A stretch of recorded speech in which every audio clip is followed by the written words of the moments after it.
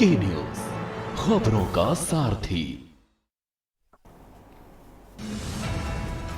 13 राज्यों की 47 विधानसभा सीटों पर 13 नवंबर को वोटिंग। उत्तराखंड की केदारनाथ सीट पर 20 नवंबर को मतदान। बीजेपी सीईसी की बैठक आज। महाराष्ट्र विधानसभा चुनाव को लेकर बैठक। उम्मीदवारों के नाम पर होगा फैसला। हरियाणा में बीजेपी विधायक दल की बैठक आज। 17 अक्टूबर को होना है शपथ ग्रहण। गृह मंत्री अमित शाह और मध्य प्रदेश के सीएम मोहन यादव होंगे शामिल। उमर अब्दुल्ला दूसरी बार जम्मू कश्मीर के सीएम की लेंगे शपथ। 9 मंत्री भी शपथ ले सकते हैं। केंद्र शासित राज्य बनने के बाद पहली सरकार। दिल्ली में बढ़ रहे वायु प्रदूषण पर सुप्रीम कोर्ट में आज होगी सुनवाई। पहले CAQM को लगाई थी फटकार। दिल्ली में हवा की गुणवत्ता का स्तर गिरने से एंटीबायोटिक दवाओं के इस्तेमाल पर सरकार कसेगी शिकंजा। सख्त होंगे सरकार के नियम। सरकार ने बनाई 3 समितियां। आप देख रहे हैं के न्यूज, खबरों का सारथी। नमस्कार, मैं हूं वंदना पांडे और आप देख रहे हैं के न्यूज इंडिया। बुलेटिन की शुरुआत बड़ी खबर से करेंगे और राजधानी लखनऊ से ये बड़ी खबर आ रही है, जहां पर आपके कार्यकर्ता सम्मेलन आज होगा। और आम आदमी पार्टी, चूंकि देखा जा रहा है कि सांसद संजय सिंह कार्यकर्ताओं को संबोधित भी करेंगे। गांधी भवन के प्रेक्षागृह में आयोजित होगा सम्मेलन और सभी जिलों के पदाधिकारी कार्यकर्ता भी इस दौरान मौजूद रहेंगे। तो राजधानी लखनऊ से आपको ये खबर बता रहे हैं, आम आदमी पार्टी के कार्यकर्ता सम्मेलन को आयोजित किया गया है राजधानी लखनऊ में। और इसी के साथ ही साथ आप सांसद संजय सिंह कार्यकर्ताओं को संबोधित भी करते नजर आएंगे। और गांधी भवन के प्रेक्षागृह में कार्यक्रम का आयोजन होगा और तमाम जो पदाधिकारी हैं, जिलों के कार्यकर्ता हैं, वो भी इस दौरान मौजूद रहेंगे।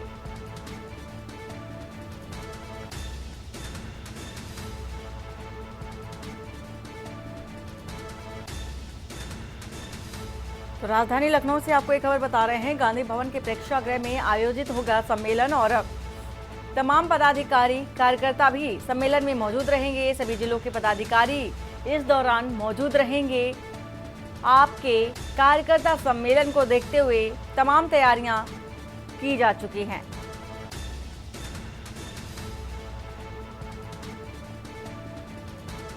तो गांधी भवन के प्रेक्षागृह में एक कार्यक्रम होगा। तमाम बड़े जो दिग्गज हैं आम आदमी पार्टी के, वो भी कार्यक्रम में शरीक होंगे। कार्यकर्ता भी मौजूद रहेंगे।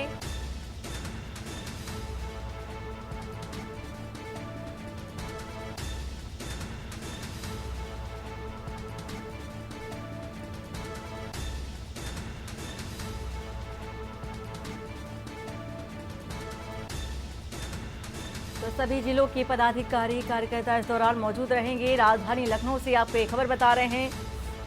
तो आपके कार्यकर्ता सम्मेलन को देखते हुए तमाम तैयारियां की जा रही हैं। साथ ही साथ शिवा शर्मा इसी खबर पर है। शिवा, जिस तरह से देखा जा रहा है कार्यकर्ता सम्मेलन आम आदमी पार्टी की ओर से आयोजित किया जा रहा है, क्या उद्देश्य है इस सम्मेलन का? देखिए, ये प्रादेशिक सम्मेलन आम आदमी पार्टी का, जिसमें प्रदेश प्रभारी राज्यसभा सांसद संजय सिंह भी शामिल होंगे और अपने कार्यकर्ताओं को आगे इसको संबोधित करेंगे। और संगठन के विस्तार के लिए, आगामी जिला पंचायत चुनाव के लिए और सदस्यता अभियान के साथ कई मुद्दे ऐसे होंगे पार्टी को उत्तर प्रदेश में आगे बढ़ाया जाना है। और उसी को देखते हुए पूरा सम्मेलन हो रहा है, जिसमें तमाम पार्टी के जो पदाधिकारी हैं उत्तर प्रदेश से जुड़े हुए, चाहे वो जिलाध्यक्ष हो, सचिव हो, महिला मोर्चा के लोग हो, युवा प्रदेश कार्यकारिणी के लोग हो, तो सभी लोग इस सम्मेलन में शामिल होंगे। और आम आदमी पार्टी इस प्रादेशिक सम्मेलन के जरिए उत्तर प्रदेश में अपनी ताकत दिखाने के लिए जरूर एक आजमाइश करेगी। और दोपहर 1 बजे वजीरगंज इलाके में जो गांधी प्रेक्षागृह है, वहां पर ये सम्मेलन शुरू होगा और भारी तादाद में आम आदमी पार्टी के कार्यकर्ता एक साथ एकजुट एक मंच पे होंगे। बिल्कुल शिवा, देखा जा रहा है कि आम आदमी पार्टी का जो ये कार्यक्रम है, इसको लेकर के उत्साह तो है, लेकिन कितने बजे ये कार्यक्रम होगा? साथ ही क्या ये कार्यक्रम एक दिवसीय है कि आगे भी बढ़ाया जा सकता है? देखिए, ये प्रादेशिक सम्मेलन एक दिवसीय है, वो आज होगा और 1 बजे लगभग 12 बजे से भीड़ आना शुरू हो जाएगी। गांधी प्रेक्षागृह में जो रेसिडेंसी के सामने एक बड़ा हॉल बनाया गया है, वहां पर 800 लोगों के बैठने की व्यवस्था है और ये कयास लगाया जा रहा है कि 1000 से ज्यादा जो भीड़ है वो आम आदमी पार्टी के कार्यकर्ताओं की, पदाधिकारियों की रहेगी और तकरीबन 1 बजे आम आदमी पार्टी के जो राज्यसभा सांसद है संजय सिंह, वो आकर के अपने कार्यकर्ताओं को संबोधित करेंगे और जो तमाम विचारधाराएं हैं, जो तमाम योजनाएं हैं, उत्तर प्रदेश के अंदर पार्टी को किस तरीके से आगे बढ़ाना है, इन सब बातों को लेकर के वो चर्चा अपने प्रदेश के कार्यकर्ताओं के साथ और अधिकारियों के साथ करेंगे। बहुत शुक्रिया पूरी जानकारी देने के लिए शिवा आपका। राजधानी लखनऊ से ये खबर बता रहे हैं आपको, आप सांसद संजय सिंह कार्यकर्ताओं को संबोधित करेंगे। गांधी भवन के प्रेक्षागृह में कार्यक्रम का आयोजन होगा।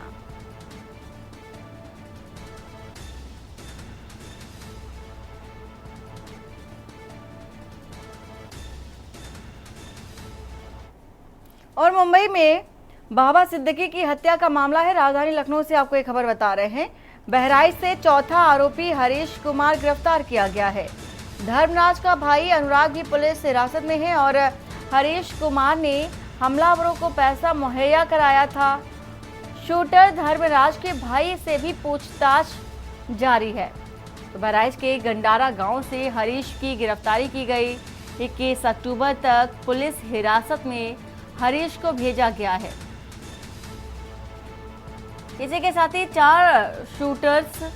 4 जो लोग हैं उनकी अरेस्टिंग हो चुकी है। जीशान और शूटर शिव की तलाश में मुंबई पुलिस है और शिव ने इंस्टाग्राम पर लिखा था, यार तेरा गैंगस्टर है जानिए, और शिव हमेशा गैंगस्टर वाले वीडियो स्टेटस पर लगाता था। गंडारा गांव में 3 लोगों के खाते में 50-50 हजार भी आए। जिनके खातों में पैसा आया वो लोग अभी फरार हैं। तो मुंबई पुलिस बैंक और देखा जा रहा है कि खातों को लेकर के जांच भी कर रही है और शूटर्स ने 3 माह पहले बाबा की हत्या का प्लान बनाया था। यूट्यूब चैनल से फायरिंग कैसे की जाती है इसको सीखा और कई बार बाबा के घर भी गए थे।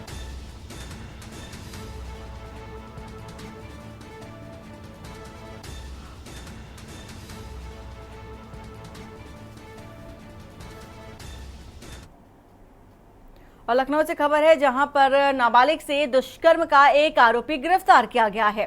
मुख्य आरोपी के हिरासत में होने की चर्चा है और पुलिस ने मुख्य आरोपी की गिरफ्तारी की पुष्टि अभी तक नहीं की है और मजिस्ट्रेट को पीड़िता के बयान दर्ज करने से डॉक्टर ने भी रोका है।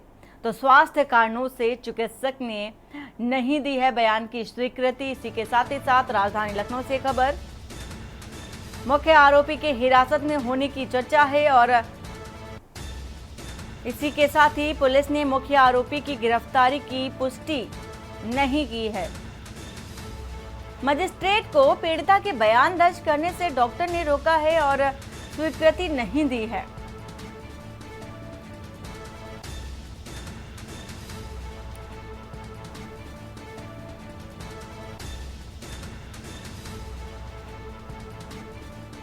मजिस्ट्रेट को पीड़िता के बयान दर्ज करने से डॉक्टर ने रोका है। स्वास्थ्य कारणों से चिकित्सक ने बयान देने की अनुमति नहीं दी है। लखनऊ से एक खबर है, नाबालिग से दुष्कर्म का एक आरोपी गिरफ्तार है।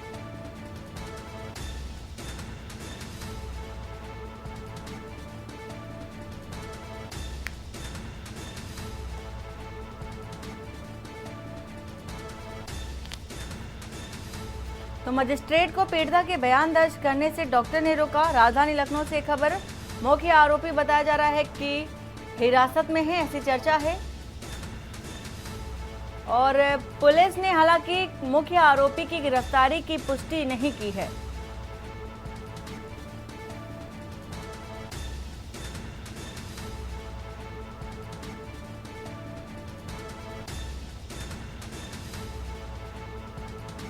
तो नाबालिग से दुष्कर्म का एक आरोपी गिरफ्तार किया गया है, लेकिन एक को हिरासत में लिया गया है।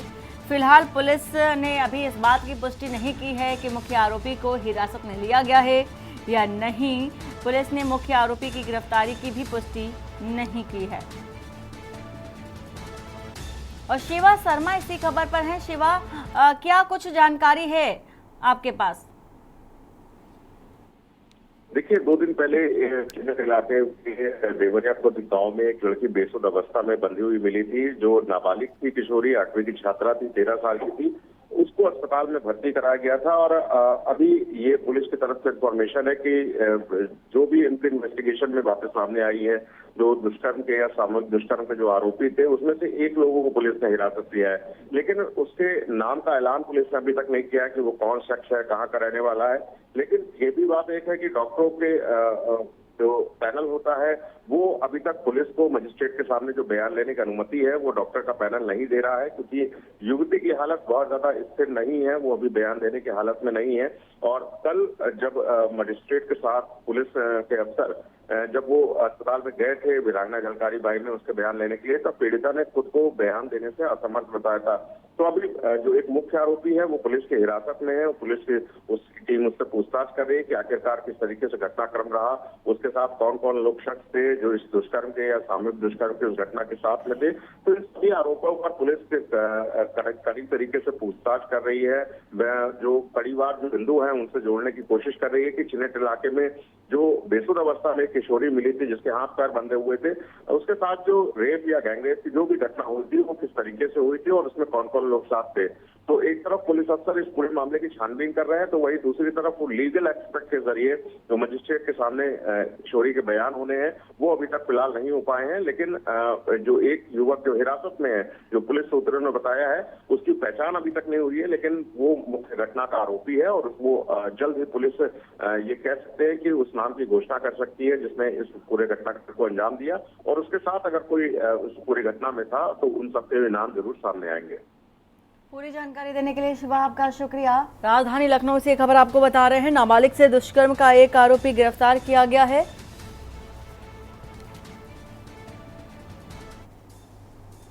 और वक्त हो चला एक छोटे से ब्रेक का। ब्रेक के बाद जल्द हाजिर होते हैं। आप देख रहे हैं के न्यूज, खबरों का सारथी। ब्रेक के बाद आपका स्वागत है। खबर है रायबरेली से, जहां पर एक साथ 88 पुलिसकर्मियों के कार्यक्षेत्र में बदलाव किया गया है।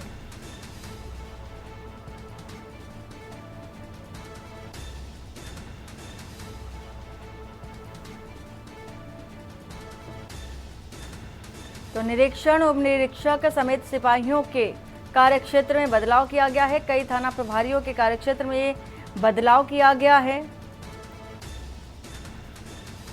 मिल एरिया थाना प्रभारी रहे संजय सिंह बने लालगंज कोतवाली, और इसी के साथ ही साथ एसपी यशवीर सिंह ने देर रात चलाई तबादला एक्सप्रेस। निरीक्षण, उप निरीक्षक समेत सिपाहियों के कार्यक्षेत्र में बदलाव। कई थाना प्रभारियों के कार्यक्षेत्र में बदलाव किया गया है। मिल एरिया थाना प्रभारी रहे संजय सिंह बने हैं लालगंज कोतवाली प्रभारी, और डीह थाना प्रभारी को मिल एरिया थाना प्रभारी बनाया गया।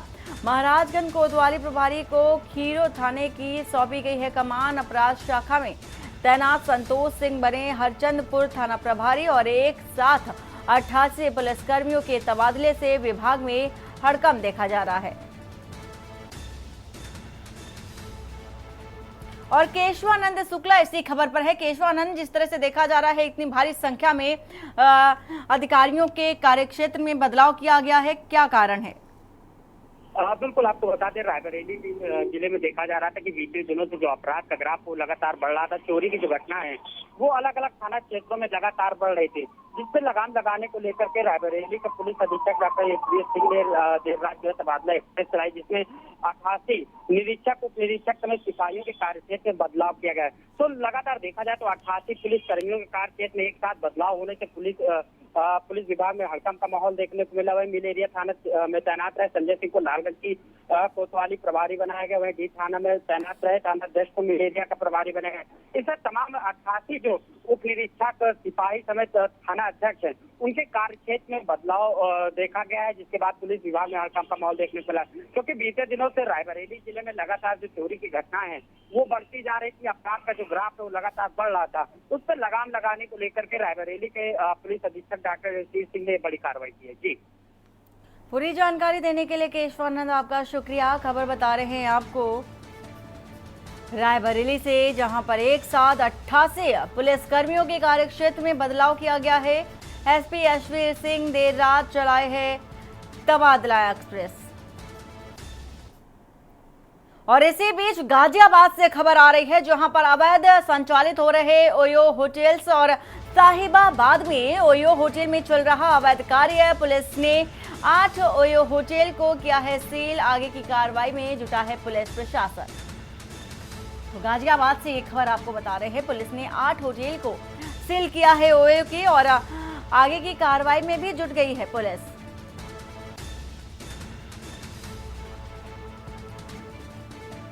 तो अवैध संचालित हो रहे ओयो होटल पर गाजगिरी है, और इसी के साथ ही साथ अवैध कार्य भी चल रहा था साहिबाबाद में, और पुलिस ने 8 होटल को सील किया है ओयो के।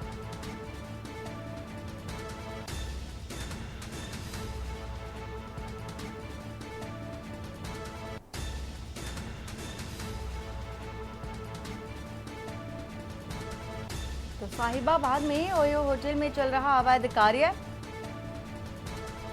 पुलिस ने 8 ओयो होटल को किया है सील। आगे की कार्रवाई में भी पुलिस प्रशासन जुटा हुआ है। गाजियाबाद से आपको ये खबर बता रहे हैं।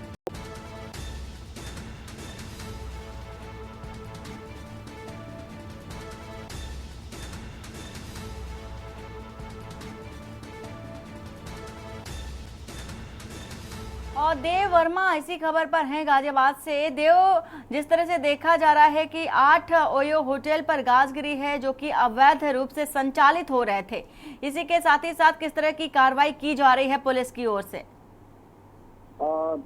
गाजियाबाद में पिछले कई दिनों से जो है ये देखा गया है, पुलिस की छानबीन करने के बाद जो है कि अवैध रूप से संचालित हो रहे ओयो होटल में और अवैध तरीके से वहां पे कार्य भी हो रहा था, जिसको देखते हुए गाजियाबाद पुलिस साहिबाबाद थाने से एसीपी रजनीश उपाध्याय जी ने इस पर बड़ी कार्रवाई की है, जिसमें जो है वो उसमें उन्हें इस कार्य में सफलता प्राप्त हुई है, और उनसे जो है छापेमारी करते हुए अवैध रूप से चीजें भी मिली प्राप्त हुई हैं, तो उन्हें सील करा गया है। पूरी जानकारी देने के लिए देव आपका शुक्रिया। खबर बता रहे हैं गाजियाबाद से, अवैध संचालित हो रहे ओयो होटल पर कार्रवाई की गई है।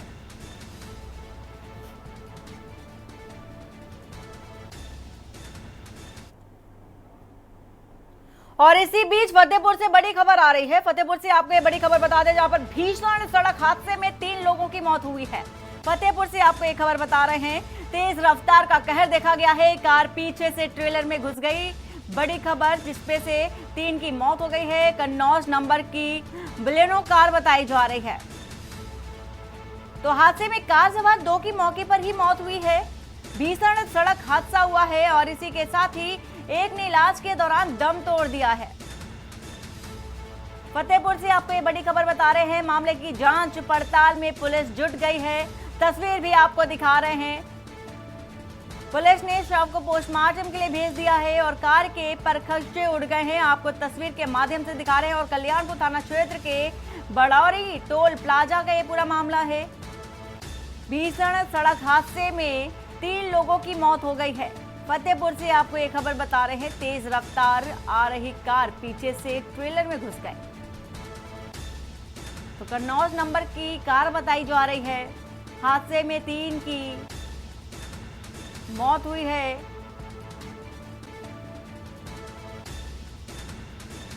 तो एक ने इलाज के दौरान दम तोड़ दिया है। और मामले की जांच पड़ताल में पुलिस जुट गई है।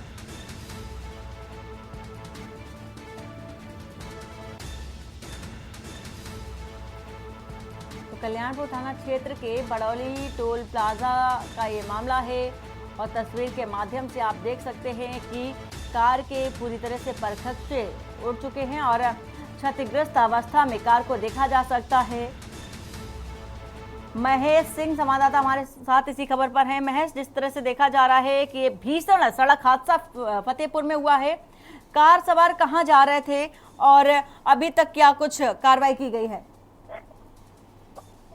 देखिए, ये जो कार सवार हैं ये प्रयागराज से कानपुर की तरफ जा रहे थे, सभी कल्याणपुर थाना क्षेत्र के अंतर्गत हाईवे में जो ट्रेलर था उससे इनकी कार सुबह के वक्त अचानक उसमें घुस गई और हादसे से पूरा यातायात कुछ देर तक बाधित रहा। घटना की सूचना पर पुलिस मौके पहुंची और इसमें से जो कार में सवार 2 लोग थे उनकी मौके पर ही मौत हो गई, जबकि एक जो व्यक्ति था उसे को अस्पताल में ले जाते समय रास्ते में उसने दम तोड़ दिया।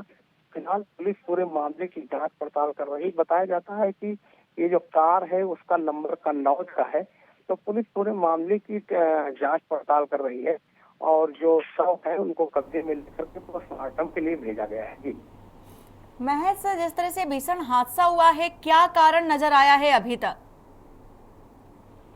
जी, जो पुलिस से बात हुई है, प्रथम दृष्टया पूरे मामले में ऐसा लगता है कि जो कार चालक था उसे कहीं न कहीं एक झपकी आ गई और सुबह का वक्त था, तो इस वजह से कारण है। फिलहाल पुलिस उन हादसे के कारणों की भी गहनता से जांच पड़ताल कर रही है।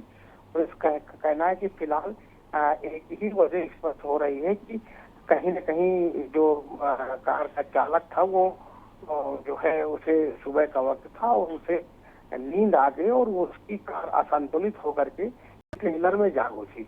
फिलहाल ये जांच का विषय है। जी, पूरी जानकारी देने के लिए महेश आपका शुक्रिया। खबर फतेहपुर से बता रहे हैं जहां पर भीषण सड़क हादसा देखा गया है और हादसे में 3 लोगों की मौत हो गई है।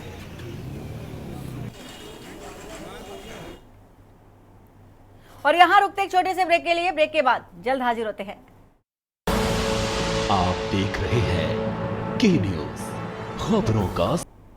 और ब्रेक के बाद आपका स्वागत है। राजधानी लखनऊ से इसी बीच आ रही है खबर जहां पर ट्रैफिक पुलिस आज से चलाएगी अभियान और बिना हेलमेट सीट बेल्ट ना लगाने वालों के खिलाफ अभियान होगा और सड़क सुरक्षा अभियान के तहत चलेगा विशेष अभियान। ट्रैफिक पुलिस 16 से 30 अक्टूबर तक चलाएगी अभियान। नियमों का उल्लंघन करने वालों पर भी कार्रवाई होगी। इसी के साथ ही लखनऊ ट्रैफिक पुलिस का आज से विशेष अभियान शुरू हो रहा है।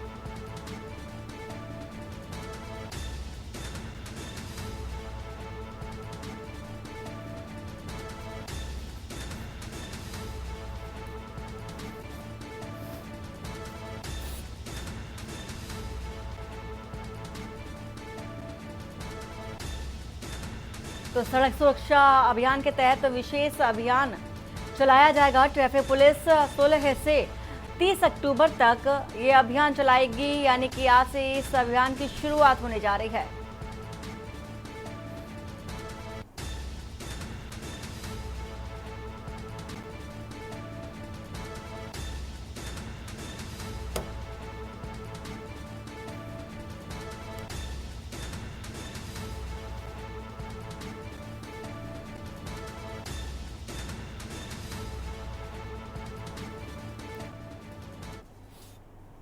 और लखनऊ से खबर है जहां पर ईडी ने हरभजन सिंह से की है 8 घंटे पूछताछ और एलडीए के तत्कालीन उपाध्यक्ष से स्मारक घोटाले में हुई है पूछताछ। तो जांच एजेंसी के कई सवालों के नहीं दे सके हैं जवाब। सूत्रों के हवाले से फिलहाल आपको ये खबर बता रहे हैं। अंबेडकर पार्क में मूर्तियां लगवाने की दूसरों पर मढ़ी तोहमत और बुलाए गए ठेकेदार आदित्य अग्रवाल के सामने नहीं पेश हुए। अरबों रुपए के स्मारक घोटाले में ईडी ने तेज की है जांच और इसी घोटाले में आज रिटायर्ड आईएएस महेंद्र सिंह की भी होगी पेशी।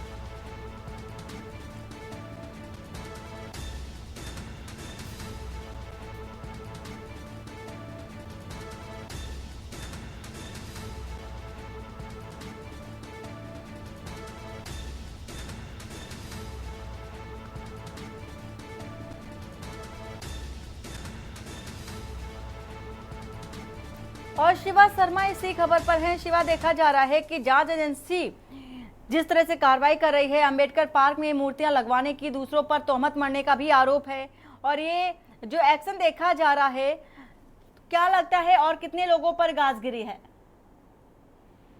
देखिए, बसपा सरकार में 1400 करोड़ रुपए का एक घोटाला हुआ था और ये घोटाला स्मारक घोटाले के नाम से था, जिसमें लखनऊ विकास प्राधिकरण के तत्कालीन उपाध्यक्ष जो थे एलडीए वीसी हरभजन सिंह, उनसे ईडी के अफसरों ने कल लंबी पूछताछ की है और ये भी पूछा है कि लाल पत्थरों की सप्लाई में ओवर रेटिंग को लेकर के कौन कौन लोग उनके साथ थे, और इस बात को लेकर के हरभजन सिंह ने कोई भी जवाब नहीं दिए हैं।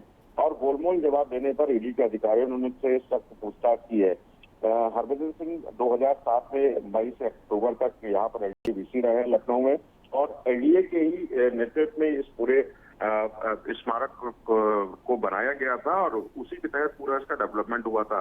लेकिन मोहिंदर सिंह जो थे उन्होंने ईडी के सामने अभी अपने बयान दर्ज नहीं कराए हैं, क्योंकि उनका भी नाम पीछे आ रहा है कि तमाम जो ऐसे लोग थे जो बैक द डोर उनके साथ थे हरभजन सिंह के साथ में।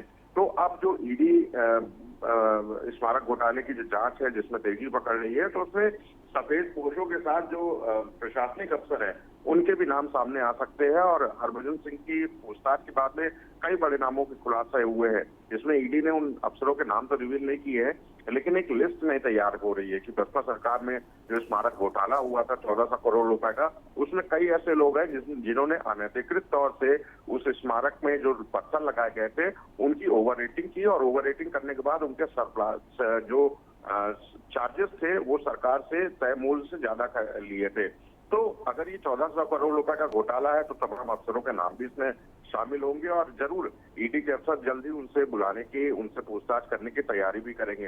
हालांकि लिस्ट रिवील अभी तक नहीं हुई है कि कौन कौन वो अफसर होंगे, लेकिन मोहिंदर सिंह का एक नाम बहुत प्रमुख है जो ईडी के अफसर उन्हें बार बार बुलाने की कोशिश कर रहे हैं, लेकिन मोहिंदर सिंह आ नहीं पा रहे हैं लखनऊ में किसी वजह से। तो अब ईडी के अफसर ये भी तैयारी कर रहे हैं कि मोहिंदर सिंह को दोबारा एक समन नोटिस एक जारी किया जाए, जिनको उसके तहत लखनऊ के ईडी मुख्यालय पर, ईडी का जोनल कार्यालय है वहां पर बुलाकर उनसे पूछताछ की जाए। पूरी जानकारी देने के लिए आपका शुक्रिया शिवा। खबर बता रहे हैं राजधानी लखनऊ से। अंबेडकर पार्क में मूर्तियां लगवाने की तहमत मढ़ी गई, जिसको लेकर के ईडी ने ये कार्रवाई की है।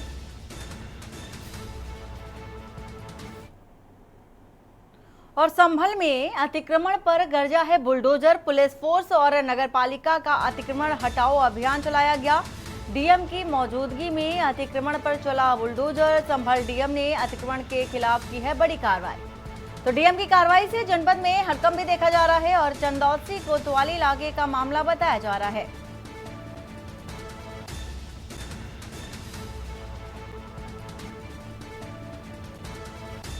तो डीएम की मौजूदगी में अतिक्रमण पर चला है बुलडोजर, और संभल डीएम ने अतिक्रमण के खिलाफ बड़ी कार्रवाई की है।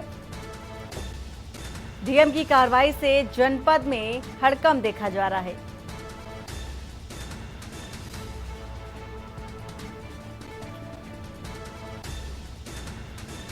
तो संभल में अतिक्रमण पर गरजा बुलडोजर, और बुलडोजर चलने से हड़कंप भी देखा जा रहा है। नगर पालिका का अतिक्रमण हटाओ अभियान चलाया गया। जिलाधिकारी की मौजूदगी में इस अभियान को चलाया गया। तो ये बड़ी कार्रवाई संभल जिलाधिकारी की ओर से।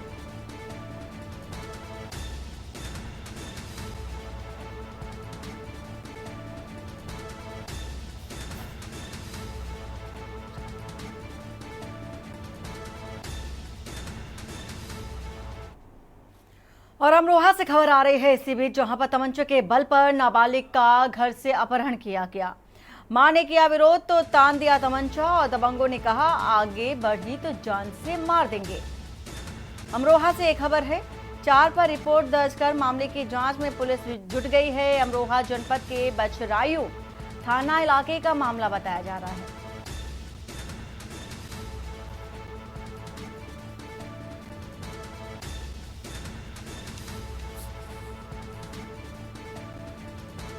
तो दबंगों ने कहा आगे बढ़ी तो जान से मार देंगे। 4 पर रिपोर्ट दर्ज कर मामले की जांच पड़ताल में पुलिस जुट गई है। तो बछरायू थाना इलाके का मामला बताया जा रहा है। अमरोहा से खबर है, तमंचे के बल पर नाबालिग का घर से अपहरण किया गया।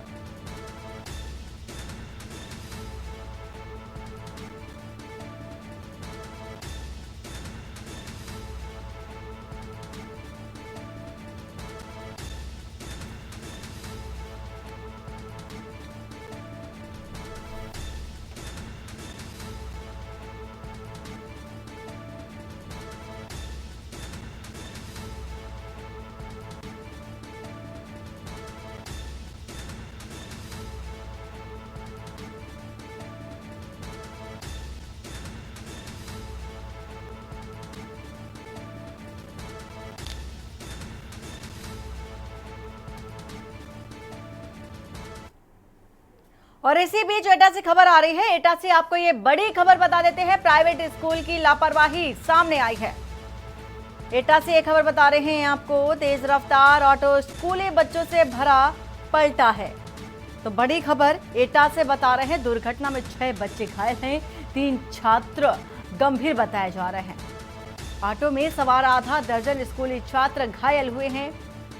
तो ये बड़ी लापरवाही देखी जा रही है। ऑटो में सवार आधा दर्जन स्कूली छात्र घायल हैं और इसी के साथ ही साथ किसी बच्चे का हाथ पैर टूटा तो किसी का सिर फटा है। तो राहगीरों की मदद से बच्चों को CSC में भर्ती कराया गया है। कुछ की हालत गंभीर बताई जा रही है। पूरा मामला थाना जैथरा क्षेत्र के ज्ञानदीप का बताया जा रहा है। तो एटा से खबर है, प्राइवेट स्कूल की लापरवाही देखी जा रही है। तेज रफ्तार ऑटो स्कूली बच्चों से भरा पलटा है। ज्ञानेश कुमार इसी खबर पर है। ज्ञानेश, क्या कुछ जानकारी निकलकर सामने आ रही है और बच्चों की हालत अभी कैसी है? जी बिल्कुल, आपको बता दें प्राइवेट स्कूल की लापरवाही सामने आई है। यहाँ पर तेज रफ्तार ऑटो स्कूली बच्चों से भरा पलटा है, जिसमें 6 बच्चे घायल हुए, उनसे 3 बच्चे गंभीर हालत में मतलब रेफर किए गए हैं। ये पूरा मामला थाना क्षेत्र नगला रामराय के ज्ञानदीप स्कूल का है। यहाँ पर प्रशासन के नियमों को ताब पर रखकर स्कूल बच्चों को अलग कर रहे हैं मनमानी। जी बिल्कुल, ये जो बताया जा रहा है कि जो प्राइवेट स्कूल की जो वैन थी वो किस तरह से, मतलब क्या कारण रहा पलटने का? जी बिल्कुल, तेज रफ्तार से ऑटो है, ये ऑटो बताया जा रहा है। जहाँ ऑटो है, ऑटो में मतलब 1 दर्जन से अधिक बच्चे वहाँ पे उसमें सवार थे। अब स्कूल की प्रशासन की कमी बिल्कुल नजर आ रही है, क्योंकि ऑटो को यानी बैन होते हुए भी और स्कूली बैन नहीं चलाई जा रही है। तो कहीं ना कहीं बिल्कुल स्कूली संचालन में बिल्कुल गड़बड़ी दिखाई दे रही है। जी इस पर किसी प्रशासनिक तौर पर स्कूल प्रशासन की ओर से कोई बयान सामने आया, कोई प्रतिक्रिया आई सामने? अभी तक स्कूल प्रशासन की तरफ से कोई प्रतिक्रिया सामने नहीं आई है और हालांकि इन प्रशासन अभी इस पर नजर बनाए हुए है कि अभी तक जांच में जुटा हुआ है। जी और ड्राइवर की अगर स्थिति की बात करें तो ड्राइवर की क्या स्थिति है? फिलहाल पुलिस ने ड्राइवर और ऑटो को यानी गिरफ्त में ले लिया है, जहां पर उसे थाने में बंद कर दिया है। जी पूरी जानकारी देने के लिए ज्ञानेश आपका शुक्रिया। खबर एटा से बता रहे हैं आपको, ऑटो में सवार आधा दर्जन स्कूली छात्र घायल हुए हैं।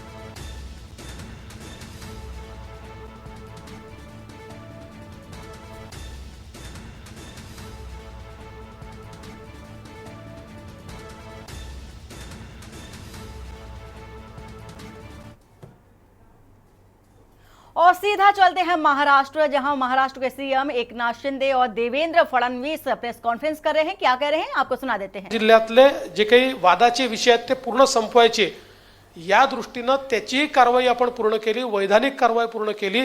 त्याच्या संदर्भात सगळं त्याचं फर्स्ट स्टेजचं टेंडर आपण त्या ठिकाणी काढलेलं आहे।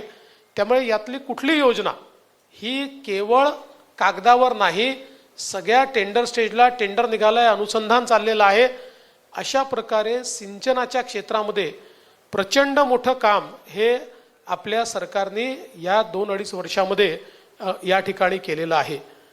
वेगवेगळे जे घटक आहेत, मग आपले निराधार असतील, विधवा असतील, पोलीस पाटील असतील, ग्रामसेवक असतील, अंगणवाडी सेविका असतील, कोतवाल असतील, होमगार्ड असतील, आशाताई वर्कर असतील, एकही असा घटक नाही की ज्या घटकाला आपल्या सरकारने दिलासा दिला नाही।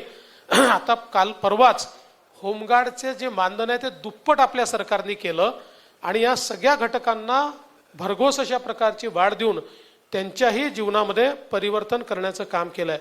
तसंच वेगवेगळे जे समाज आहेत, मग ते आता आगरी समाज असेल, कोळी समाज असेल, गवळी समाज असेल, मासेमारी करणारे असतील, यंत्रमाग असतील, कुंभार समाज असेल, चिंपी समाज असेल, लोहार समाज असेल, सोनार समाज असेल, आर्यवैश्य समाज असेल, तेली समाज असेल, वेगवेगळ्या समाजांचे त्या ठिकाणी आपण महामंडळ तयार करून आणि त्या माध्यमातून लक्षित घटक म्हणून त्यांच्याकडे आपल्याला कसं लक्ष देता येईल हा प्रयत्न केला।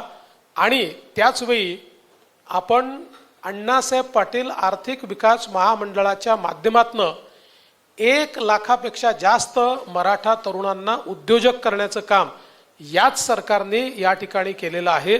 मध्यंतरी तर जे 2.5 वर्षाचं सरकार होतं त्या सरकारने अण्णासाहेब पाटील आर्थिक विकास महामंडळांना कुलूप लावलेलं होतं. त्याला काहीही त्या ठिकाणी मदत करण्यात आली नाही. पण आज मोठ्या प्रमाणात हे काम आपण करतोय. अर्थात सहज उल्लेख करतो की पहिल्यांदाच पत्रकार आणि वृत्तपत्र विक्रेता यांचाही विचार या सरकारने केलेला आहे, हे देखील मला या निमित्ताने नमूद केलं पाहिजे. इन्फ्रास्ट्रक्चरच्या सेक्टरमध्ये सरकारने केलेलं काम अभूतपूर्व आहे आणि हे आपल्याला सांगायची गरज याकरता नाही की हे काम सोशल सेक्टरचं काम दिसत नाही, पण इन्फ्रास्ट्रक्चर सेक्टरचं काम आपल्याला पाहायला मिळतं.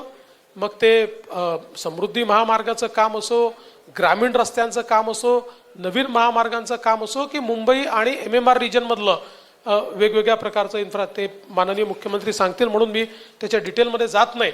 पण मला असं वाटतं की इन्फ्रास्ट्रक्चरच्या क्षेत्रात या सरकारने जे काम केलेलं आहे ते अभूतपूर्व अशा प्रकारचे. आणि वाढवणसारखं बंदर, खरं म्हणजे हे जे काही वाढवण बंदर आहे हे महाराष्ट्राला पुढचे 25-30 वर्ष महाराष्ट्राची आणि देशाची अर्थव्यवस्था हे वाढवण बंदर चालवेल. कारण आज देशाचं 60% कंटेनर ट्रॅफिक JNPTचं पोर्ट हे हँडल करतं. JNPT पेक्षा 3 पट और बुलेटिन फिलहाल इतना ही. बाकी की खबरों के लिए बने रहिए आप के न्यूज इंडिया के साथ. नमस्कार. आप देख रहे हैं के न्यूज खबरों